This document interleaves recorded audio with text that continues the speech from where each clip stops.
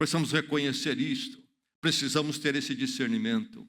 Mas a pergunta crucial, quando nós lemos o Senhor dizendo que os celeiros ficarão cheios, a pergunta crucial é esta: meu irmão, minha irmã, quem enche o seu celeiro? Quem enche o seu celeiro? Essa é a pergunta que faz toda a diferença no coração humano. Há duas visões, há duas perspectivas. Qual é a sua? A primeira perspectiva é esta: quem enche os meus celeiros sou eu. É a perspectiva que chamamos de humanista, isto é, ela é baseada no ser humano. Nada de Deus, o poder é meu, eu é que faço as coisas acontecer na minha vida, eu é que garanto os resultados, eu é que me dou a possibilidade, eu faço e aconteça porque eu garanto a minha saúde, eu garanto o que vai acontecer amanhã, eu garanto que as portas que eu vou bater vão estar lá me esperando, estarão abertas, do trabalho, seja do que for, é tudo em mim, é o poder humano, que leva inclusive juntamente ao quê? A visão do materialismo. As coisas materiais é o principal da vida, é o centro da vida, a vida se resume ao material, humanismo e materialismo. Bem, uma resposta à pergunta, quem enche os celeiros é esta: eu. Quem enche os meus celeiros? Eu, ninguém mais. É tudo o que eu faço, e aliás está cheio porque eu trabalho, está cheio porque eu sei como fazer os negócios, está cheio porque eu posso e faço acontecer. Visão humanista. Quem enche os seus celeiros, meu irmão, minha irmã? Essa é a pergunta para você responder. A sua resposta seria humanista. É triste dizer isto, mas quantos crentes confessos, na prática, na área das finanças, são não cristãos, não tementes a Deus, são humanistas materialistas. Uma visão totalmente anti-vida cristã. Mas há uma segunda perspectiva e então uma segunda visão. Qual é? É a visão bíblica. Quem enche os meus celeiros é o Senhor.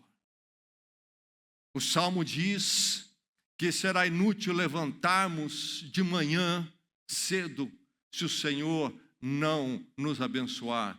Em vão nós edificamos a casa se Ele não edifica. É verdade que Deus me chama a responsabilidade, Ele me dá habilidades, Ele me dá o tempo, Ele me dá a saúde, mas eu devo ter o dever diante de mim, então, de diante dEle usar bem tudo isto.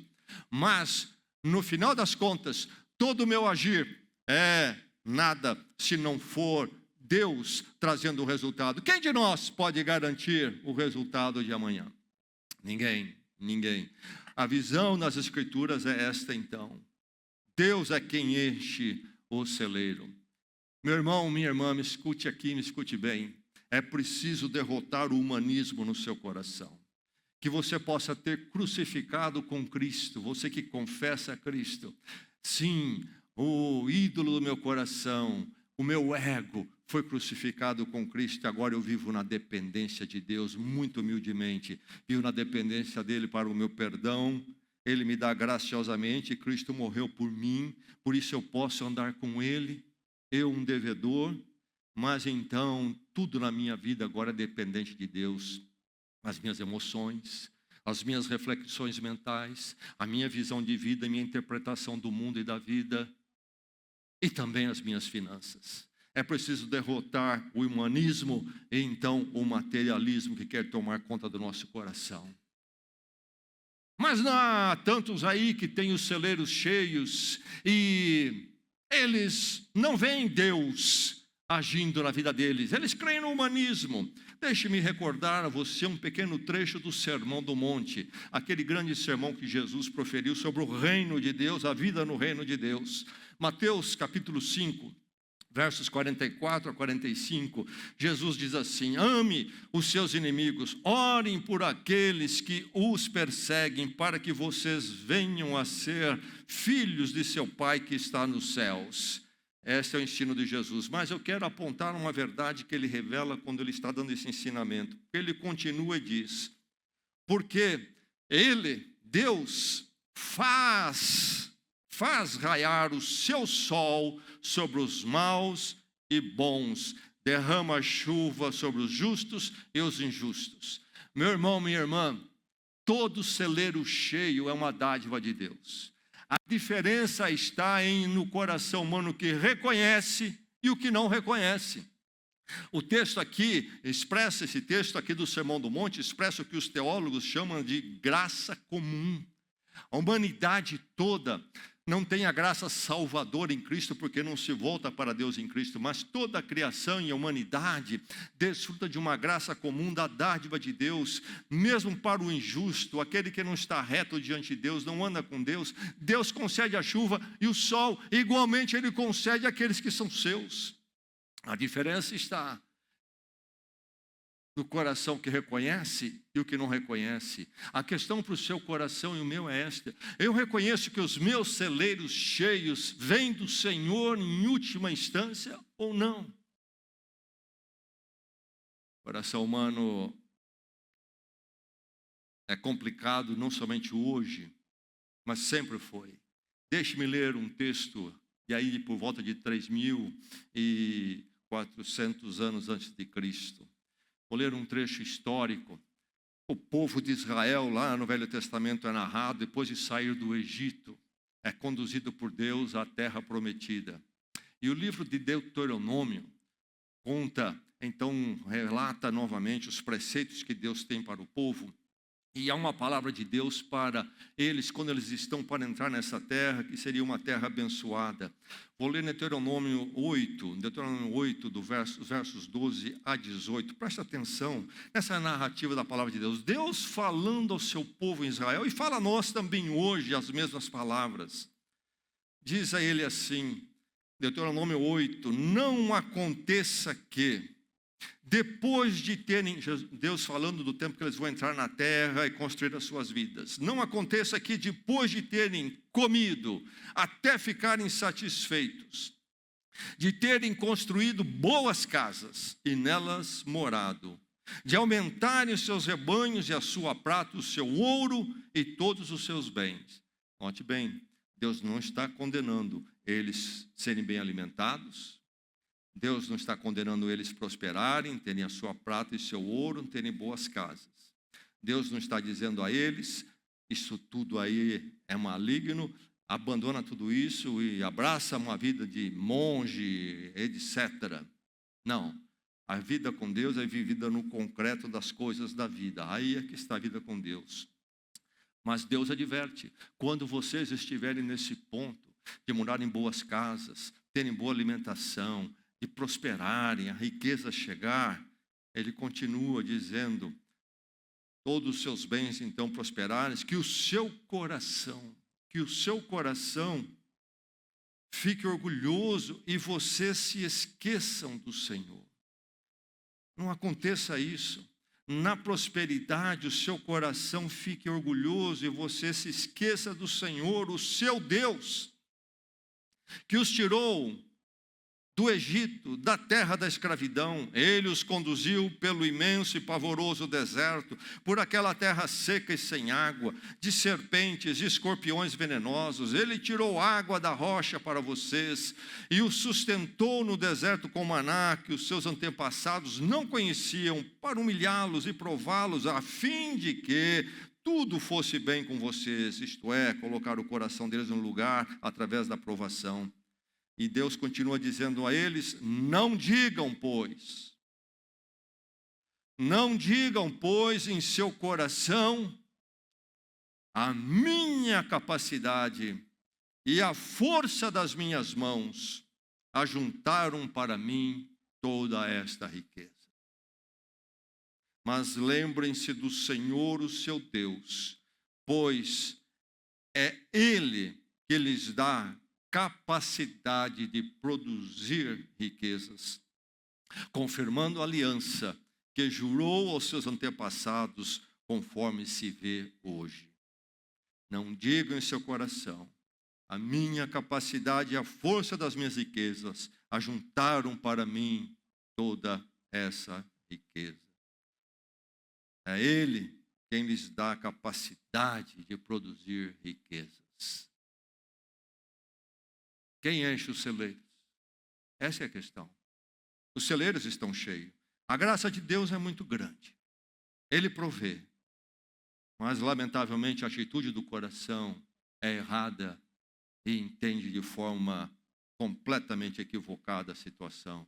Não há humildade para reconhecer que, se não for a mão de Deus, nós não vemos a próxima hora. A questão, meu irmão, inclusive, é esta. Quem garante o amanhã? Para você, nas finanças em particular. Quem é que garante? Você? É você que garante o amanhã? O relacionamento nosso com as riquezas é coisa tremenda. Por isso que a palavra de Deus fala tanto sobre as finanças, sobre dinheiro. Jesus falou muito. Inclusive, aqueles que, analisando os textos do Evangelho, dizem que é o assunto sobre o que Jesus falou mais nos Evangelhos. Porque há uma luta no coração humano com relação às riquezas.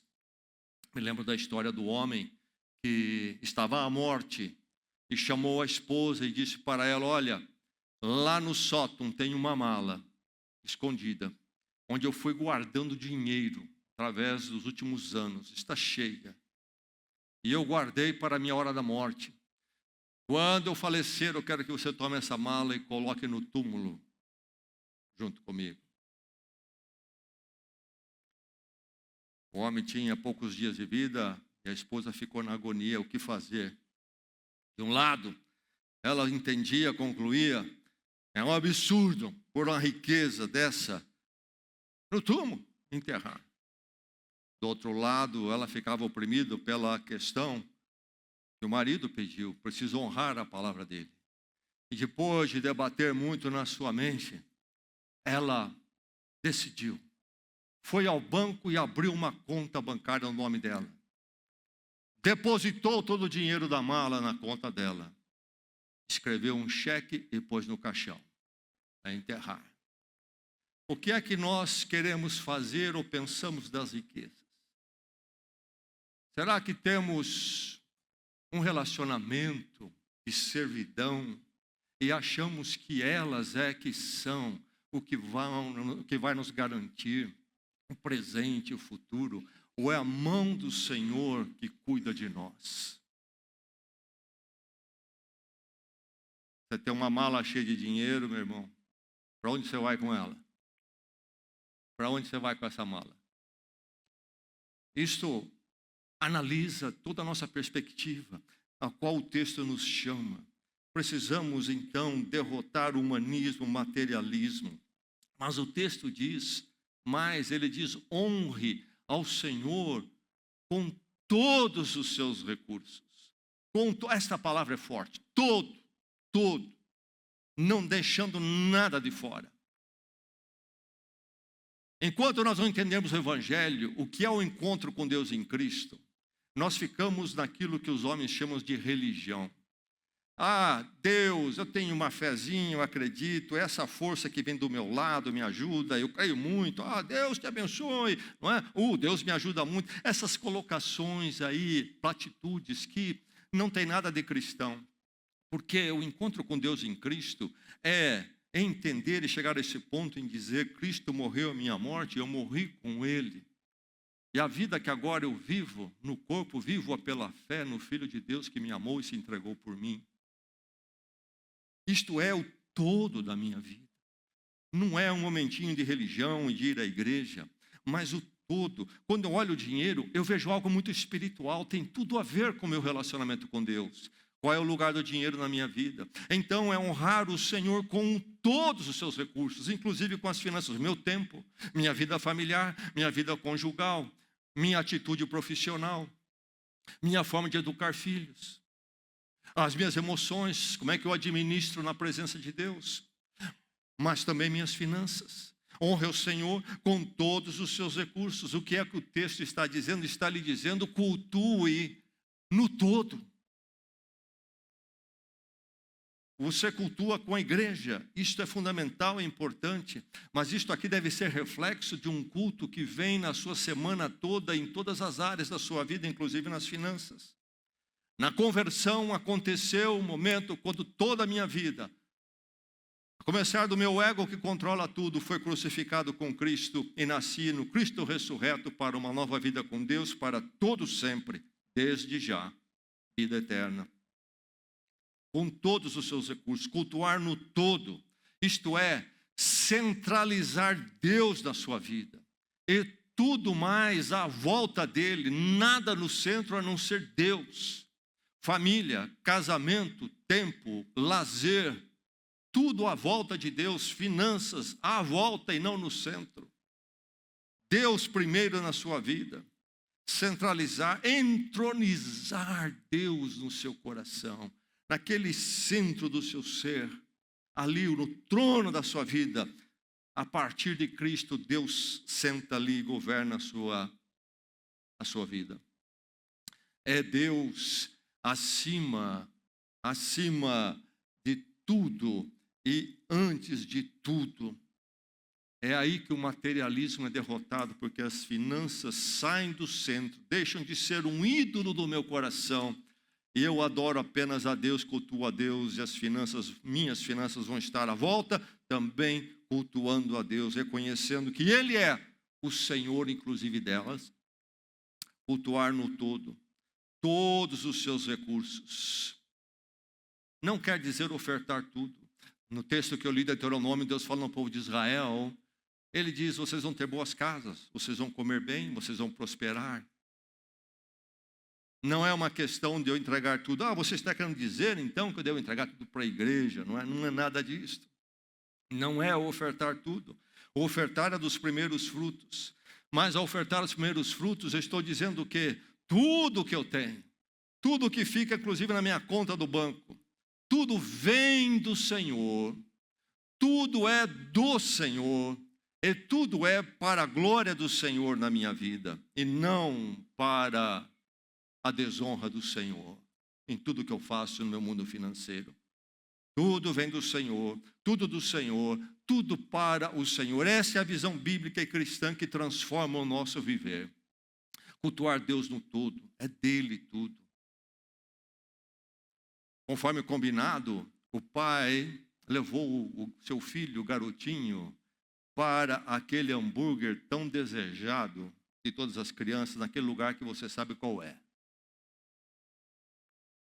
E junto com o hambúrguer, vem a batatinha. Esperados French fries. Então o pai pegou a bandeja no balcão com o hambúrguer e as fritas.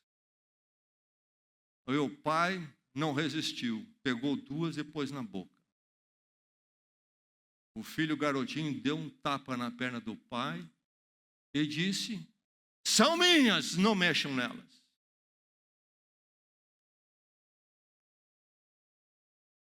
E quem são as suas fritas, meu irmão, minha irmã? Deus, tira a mão daí. É meu. Você possa cultuar com todo. Mas o texto diz, com os primeiros frutos. Note a palavra primeiros. Não últimos, não no meio, mas primeiros. O que é que o texto está dizendo? É que eu e você precisamos, em relação a ofertar ao Senhor, enaltecer a oferta, exaltá-la, levantá-la. Primeiros frutos. O livro de Provérbios não é um livro litúrgico. Ele fala das liturgias, do culto, do templo lá do Velho Testamento em Israel. Um dos poucos lugares onde o livro nos remete à liturgia lá do Velho Testamento que o povo de Israel praticava no templo, está neste verso aqui, quando fala nos primeiros frutos. Primeiros frutos. Mas ele não nos reporta o conceito que os judeus abraçavam de uma obrigação como lei, mas aqui como uma experiência de sabedoria na vida. Uma atitude de ser sábio. Entregar os primeiros frutos é sabedoria. Sabedoria. Diz o texto, confia no Senhor, não ande segundo o seu próprio entendimento. Nós lemos os versos antes. O Senhor endireitará as suas veredas. E aí ele diz, então, entregue os primeiros frutos. No livro de Êxodo, O princípio foi estabelecido. Capítulo 23, verso 19 de Êxodo diz o quê? Tragam ao santuário do Senhor, o seu Deus, o melhor dos primeiros frutos das suas colheitas. Provérbios está se referindo a este princípio que foi dado ao povo de Israel, que haveria de entrar na terra, ou depois já de ter entrado na terra, e então feito a sua vida. Tragam ao santuário do Senhor, o seu Deus, o melhor dos primeiros frutos da sua colheita. Primeiros e o melhor. Primeiro e o melhor. A oferta ao Senhor deve ter esse primeiro lugar. Não o segundo lugar, não o terceiro, não o último, mas o primeiro lugar. Isto é, o lugar mais importante. O que é do Senhor para o Senhor terá na minha vida o primeiro lugar, o lugar mais importante. Ele tem o lugar mais importante na sua vida, o ofertar tem um lugar mais importante. E esse princípio do melhor, do primeiro, envolve o princípio do melhor. Não as sobras. Vamos ver se sobra alguma coisa nesse mês. Que ofensa ao Senhor. O melhor, não sobras, mas entregar os primeiros frutos. Não era entregar os segundos frutos, terceiros frutos, quartos frutos. Quanto não fica em nossas vidas para a nossa administração e desfrutar, não é mesmo? A questão dos primeiros frutos é que os primeiros frutos nos leva a consagrar todo o resto. Colocar os primeiros frutos nas mãos do Senhor expressa que todas as nossas finanças se dobram diante de Deus e não tomam lugar de prepotência e de um ídolo em nosso coração. Elas se dobram diante de Deus quando nós entregamos o primeiro fruto. Nós trazemos nosso coração e nossas finanças para cultuar o Senhor. Enaltecer a oferta com os primeiros frutos. Mas o texto diz, honre com os primeiros frutos.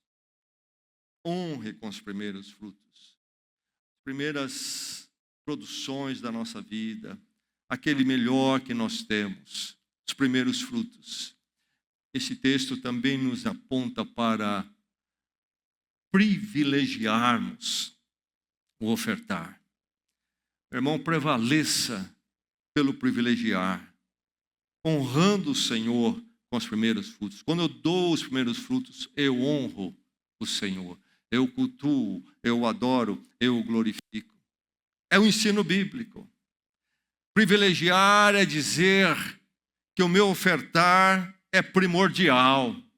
Eu não vou ofertar depois de eu comprar as pizzas, depois de eu ir talvez jantar fora, depois de eu comprar aquele aparelho que eu estou querendo tanto, depois, quem sabe, de eu trocar o carro, depois disso e daquilo, comprar aquela roupa, aí então vou ver se dá para ofertar. Não, é primordial honrar o Senhor com os primeiros frutos, privilegiar, prevalecer, privilegiando, isto é, o vencer no meu coração, essa atitude de não privilegiar, não colocar em primeiro lugar a obra do Senhor e ofertar ao Senhor.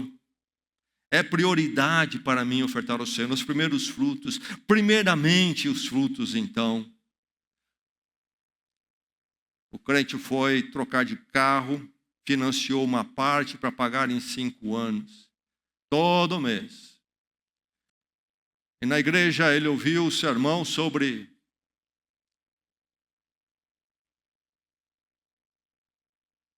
ser fiel na oferta todo mês. Lá na concessionária fez o financiamento, fez de boca aberta e sorrindo e alegre, um carro novo. Quando na igreja ele ouviu sobre ser fiel todos os meses, fechou a cara. Igreja opressiva, quer que eu contribua todo mês na concessionária para comprar o carro novo, sorriso. Não privilegia a oferta do Senhor, não honra o Senhor com os primeiros frutos. Aliás, Muitos caminham em dificuldades financeiras porque não obedecem esse princípio. Meu irmão, quando nós privilegiamos a ofertar, nós prevalecemos privilegiando, isso nos leva a organizar todas as nossas finanças. Porque quem privilegia vai ser levado a trabalhar com orçamento. Ser sábio nas finanças. Colocar em ordem diante de Deus. Primeiro do Senhor, depois vem isso, depois vem aquilo. Porque não tem como eu ser fiel primeiro ao Senhor e não ser levado a ver o lugar das outras coisas. E quando eu faço isso, minha vida financeira passa a ser organizada. E é o caminho da prosperidade. Porque eu já não começo a atravessar as coisas e fazer o que não devo com as finanças. Eu sou levado, inclusive, a uma disciplina que me leva à prosperidade, da poupança, etc. Eu passo a ter um orçamento. Sou abençoado pelo privilegiar. Meu primeiro emprego, morando em São Paulo, foi aos 15 anos de idade, tempo integral, escola à noite. Eu tinha 15 anos, naquela época podia ser registrado aos 15 anos. Meu primeiro emprego e recebi meu primeiro salário, naquela época tinha o salário mínimo de menor de idade. Que alegria, meu primeiro salário. Ele veio um pouquinho menor porque já se desconta um INSS na fonte. Não descontava imposto de renda porque era pouco, mas INSS. Chegando em casa, primeiro dia, primeiro salário, meu pai me chama para a conversa. Não esqueça de dar o dízimo. Eu contava com uma quantia X, mas vai diminuir. Deus vai te abençoar, seja fiel. E mais, não gaste tudo isso aí. Além do dízimo, antes de mais nada, também estabeleça uma porcentagemzinha para você fazer uma poupança. Aos 15 anos de idade. Aos 18 anos de idade, comprei o meu Fusca sozinho. Não dei risada porque só tinha Fusca para comprar naquela época. Eu estava muito bem, estava de carrão. Que palavra preciosa é esta. E tem sido uma bênção caminhar com Deus desde aquela época. Nós começamos no pouco, Jesus disse, quem é fiel no pouco será fiel no muito. Não posso reclamar, tive dias maravilhosos, também tive momentos desafiadores na área financeira, mas sempre confiando no Senhor. E aqui estou eu. Não morri de fome, não estou paupérrimo. O Senhor foi fiel.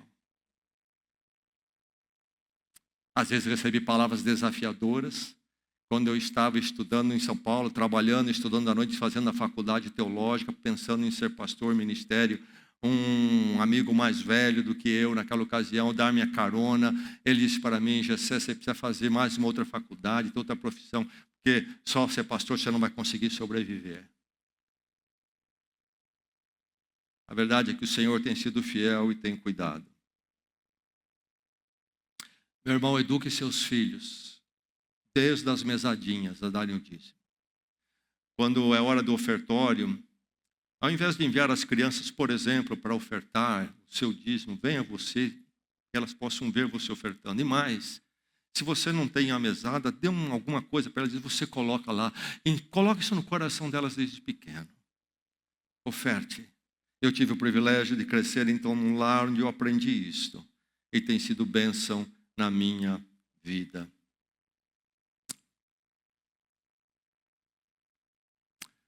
Gessé, essa mensagem sua está destinada a ser derrotada. Você não falou em prosperidade? Não prometeu?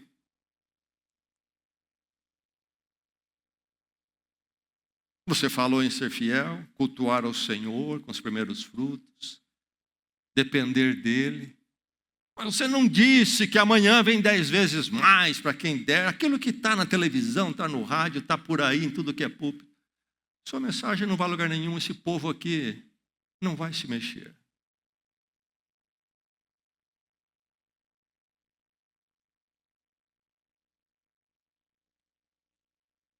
Sim, minha palavra nesta manhã ao seu coração é uma exortação, não um golpe com Deus ou em Deus, nem negociata com Deus. Eu quero falar ao seu coração nesta manhã, olhando a palavra. É uma exortação à consagração, à abnegação, ao Deus que enche os seus celeiros todo mês. E que deu seu Filho na cruz por você em tal amor e misericórdia. Ele deu a vida com ele para sempre. E a minha oração é que você chegue a essa abnegação no seu coração. Não porque foi manipulado por pregadores negociadores da fé, mas porque você entendeu a sua vida com Deus e quem é você em Cristo. Que você seja levado à oração de contrição e entrega. Que você possa vencer os famosos erros, equívocos que vêm ao coração humano. Primeiramente, não vou dar dinheiro para a igreja. Não, se você vai dar dinheiro para a igreja, não dá, meu irmão. Só desse é o Senhor. Ninguém está contribuindo para um clube religioso aqui. Que você possa vencer aquele pensamento equivocado. Não tenho o suficiente. Tenho pouco. Que você possa vencer no seu coração aquele racional de que vai fazer falta. Que você possa vencer no seu coração a postura é meu. E somente meu. Que você possa vencer no seu coração a ideia, vou ficar mais pobre. Que você possa vencer no seu coração a ideia totalmente equivocada, quando eu ganhar mais, eu vou ofertar. Deus sabe da sinceridade do meu coração, agora não dá, quando eu ganhar mais. O que conta diante de Deus não é o que você vai dar quando Deus colocar milhões na sua mão. O que conta diante de Deus é o que você faz com aquilo que Ele coloca em suas mãos hoje. Que você possa vencer a formulação no seu coração e que eu preciso mais do que a igreja. Nós não ofertamos ao Senhor porque a igreja precisa mais do que eu. Já ouvi isso de pessoas.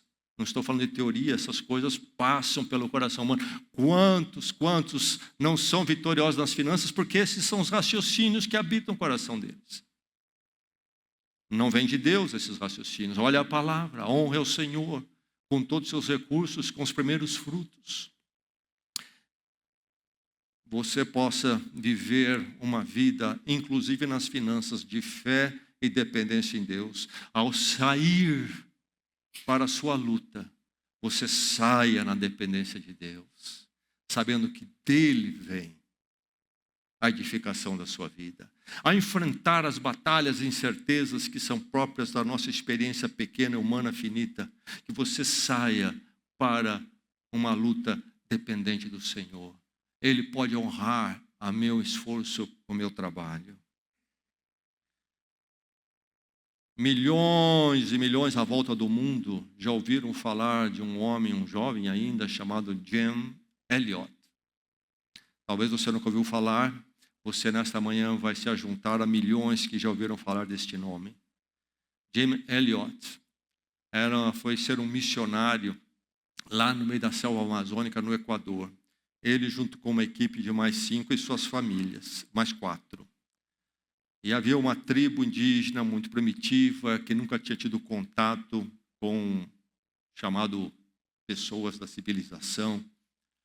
E eles fizeram todo o trabalho de contato. E quando chegou a hora certa, eles tinham um pequeno avião, estudaram o terreno. Havia um rio perto da tribo e uma prainha de rio, suficiente para pousar, ali eles pousaram. Mas tinha havido uma briga lá na aldeia, e eles estavam todos ali exaltados, o avião pousou, e Jim Elliot e seus companheiros todos foram assassinados. Eles queriam levar a palavra de Deus, o evangelho àquele povo, e ajudá-los no que era necessário. Mas eles, desconhecendo tudo isso, mataram Jim Elliot. Isso em 1956. Ele morreu aos 29 anos de idade. deixou um pensamento que roda o mundo, conhecido dos crentes. Diz ele: não é tolo aquele que abre mão do que não pode reter para ganhar aquilo que não pode perder.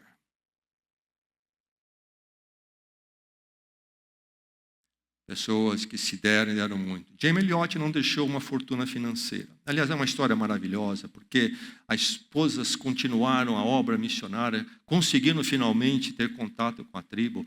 E houve conversões naquela tribo, conheceram o evangelho. Inclusive, o filho do cacique que liderou o massacre acabou se convertendo, foi batizado. Jamie Elliott não deixou fortunas, mas deixou um legado que tem impactado milhões à volta do mundo, a história dele.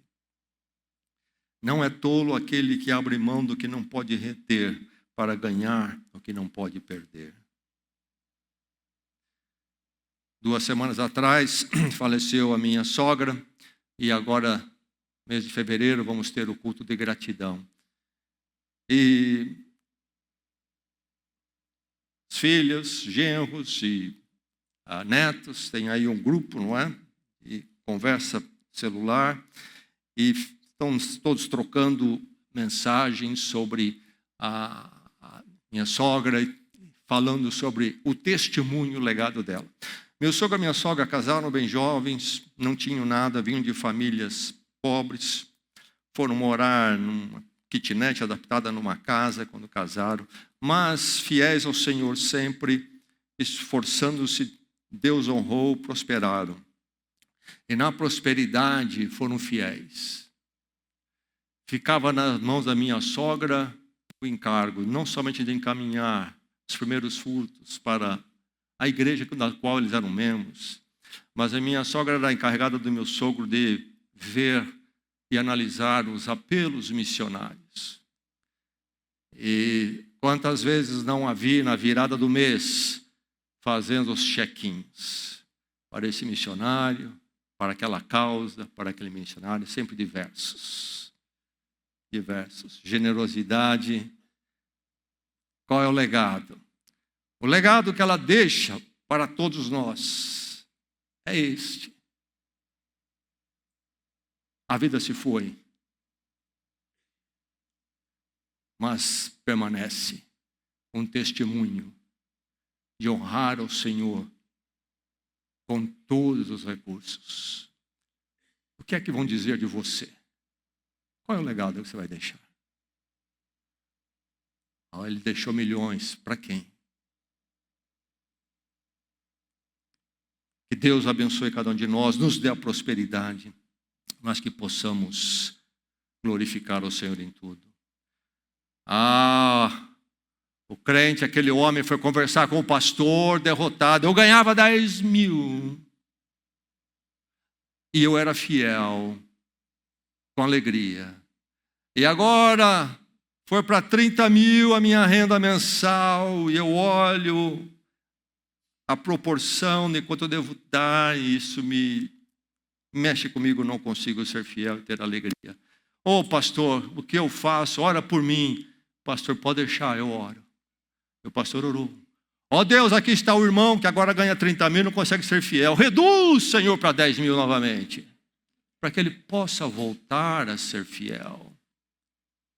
Peter Marshall foi um pastor presbiteriano, capelão do Senado americano, algumas décadas atrás. Há um livro sobre a história dele interessante, isso é antigo, e foi feito até um filme, Peter Marshall. Mas ele disse o seguinte uma vez: oferte na proporção de sua renda, para que Deus não ajuste a sua renda na proporção do seu ofertar.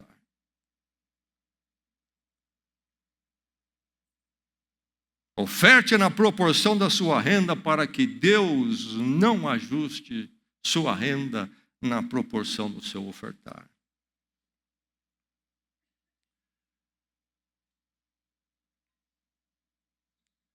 Em 2025, vitorioso ou derrotado?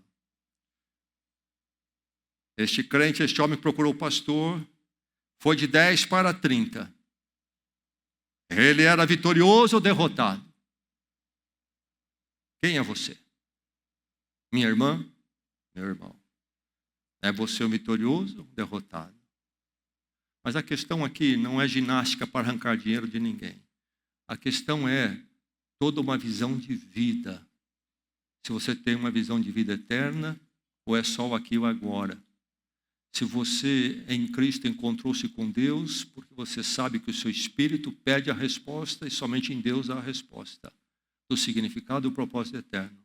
Você entendeu que você é pecador, devedor diante de Deus, ou você acha-se perfeito? E que você, achando-se pecador, clamou pela graça de Deus em Cristo. Se sua vida foi transformada, se você é dele plenamente para todo sempre. Essa é a questão aqui nesta manhã.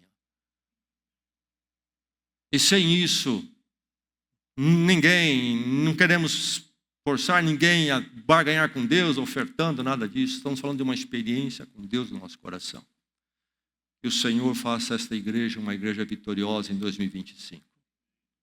Oremos.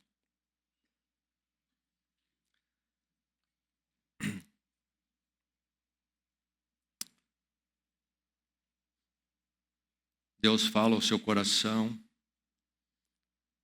a essa muralha que Deus precisa romper com o amor dele.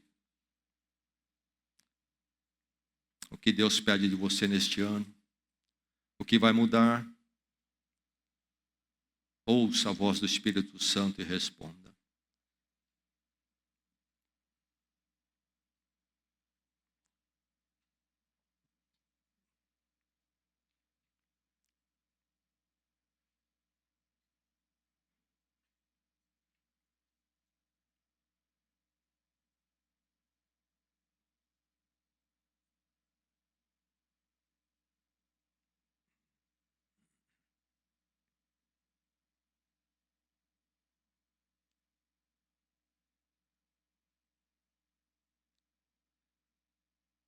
Há uma luta no seu coração, que Deus prevaleça para a bênção da sua vida.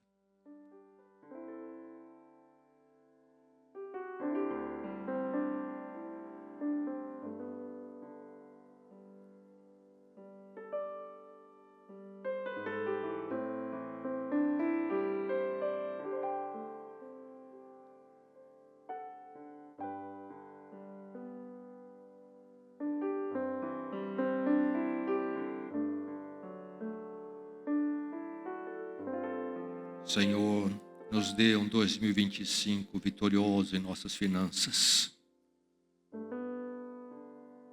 Que elas não sejam o nosso ídolo e o nosso Deus. Que o Senhor reine supremo em nosso coração. E que possamos trazer tudo à Tua presença. Desfrutar das bênçãos, da prosperidade, das riquezas que o Senhor colocar em nossas vidas. Sempre em temor ao Senhor. E naquilo que cabe ofertar, que sejamos fiéis. Perdoa-nos, Senhor, pela nossa fraqueza, pela nossa falta de alegria, nas finanças diante do Senhor. Liberta-nos, Senhor, que possamos ter mais paz diante do Senhor. Que as riquezas, ao invés de ser uma aflição, uma fonte de ansiedade, que elas possam ser uma experiência abençoadora, restauradora até a Tua presença. Possamos viver na Tua dependência, confiando no Senhor enquanto labutamos. E ao sermos fiéis, Senhor, abençoa-nos. E na bênção, seremos fiéis. Oramos em Cristo. Amém.